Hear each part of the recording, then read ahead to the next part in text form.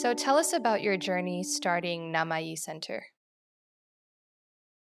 Okay, so I started, when I was in the clinic, I started seeing the number of autistic kids I was seeing start increasing. So the clinic setting was not my optimum setting.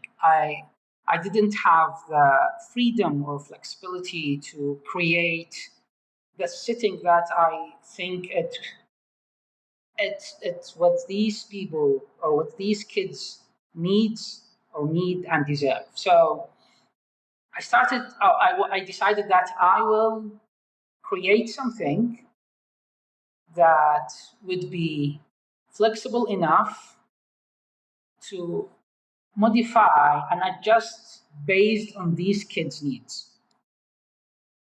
So we started a small space and we called it Namaee, which is in Arabic mean developmental. It went through different phases. I'm very happy and proud and grateful for all these phases. We witnessed a lot of difficulties, but we are now in a much more better place. At the beginning, I started working with one kid in home-based therapy for like 3 months. Then we moved. We came to a school and told them, okay, it's actually kindergarten. We told them, you guys finish at like 12 p.m. So the rest of the day is waste. How about if we work in your kindergarten from, let's say, 1:30 p.m. until 7:30 p.m. and we'll pay you rent. So, and all of the materials are there. The yeah, classrooms are set up for you. Yeah. Only a few things that I will have to bring. So that the kindergartens with a good financial resources they didn't want to work with us because they thought it doesn't worth it. So I went for kindergartens that I think they will use the money. And they said, okay, you can use the school. We started there. We start working after the kindergarten finish. As you said, we don't have to prepare the classrooms. Everything is there, almost everything. We just have to bring few things that our kids will need. So yeah, we spent I think 3 years in that setting, moving from one kindergarten to another kindergarten until we ended up here in this, like, it's now a clinic. It's official clinic now we are working at. Mm-hmm.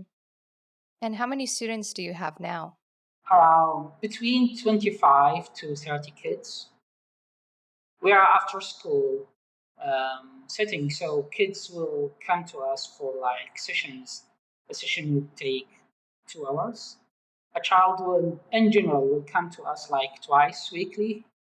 So we have like 30 kids coming to us weekly. We started a few years ago with one kid. Now we have 30 kids. It's slow progression, but it is a progression. Right, yeah. How many staff members do you have?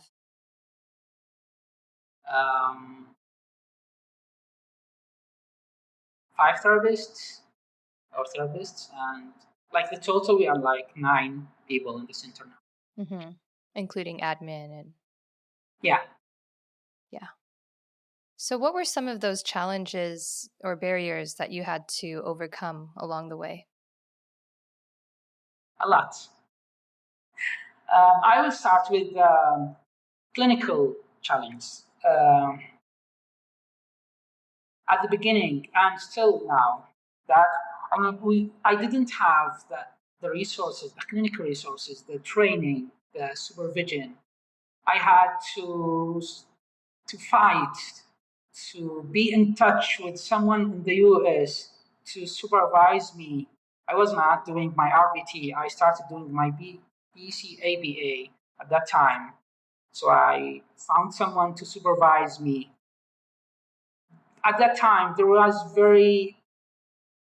very difficult for the supervisor who was not fully aware of my situation to help me address my challenge and my kids' challenge like very effectively. It helped, but it was not enough for me. I always wanted more. Finding people and train them was some kind a challenge. I might be a perfectionist, so it kind of makes working with me difficult.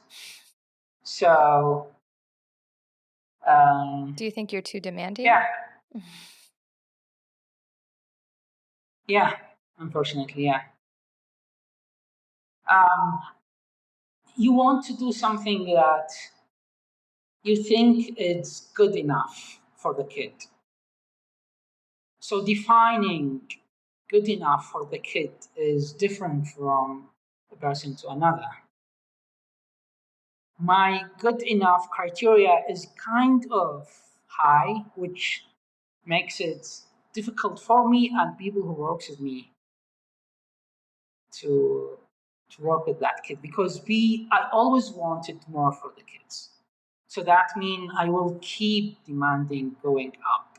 Mm-hmm. There was the financial challenge, the money.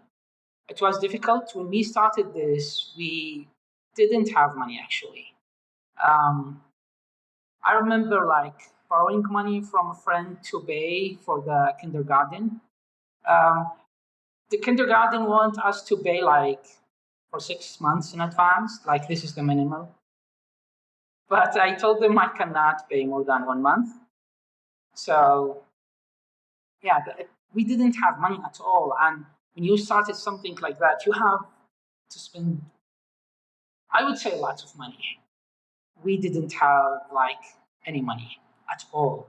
We only have our own money. We used it wisely because we didn't have a lot. So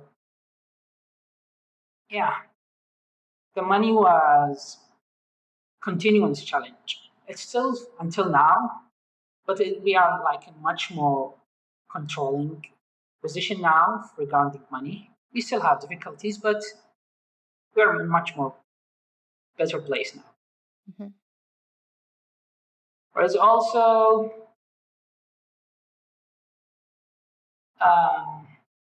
I would say that the license process for clinics and all these bureaucratic procedures, but once we overcome that, we don't have to worry about them anymore. You've been watching Autism Knows No Borders. If you like this video, please give it a thumbs up and subscribe to our channel. Also, we'd love to hear from you, so let us know what you think in the comments section. Click here to watch this interview in its entirety. You can also find us on your favorite podcast app. Tune in each week for engaging conversations of how people across the globe are inspiring change and building community. Thanks for watching. Take care.